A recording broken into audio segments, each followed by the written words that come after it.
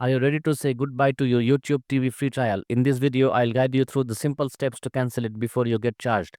Let's dive right in. First things first, grab your device and head over to the YouTube TV website or app. If you're on desktop, go to tv.youtube.com. For mobile users, make sure you're using a browser since the iOS app does not support cancellations directly. Once you're logged in, look for your profile picture in the upper right corner. Click on it and select Settings from the drop-down menu. Now, here comes the crucial part. Navigate to the membership section here. You'll see your subscription details, click on Manage, and then select Cancel Membership. It's important to note that if you're canceling during a free trial, your access will end immediately after cancellation. Before you finalize everything, confirm that you want to proceed with the cancellation, and just like that, you're done. No more charges will roll in once your trial ends.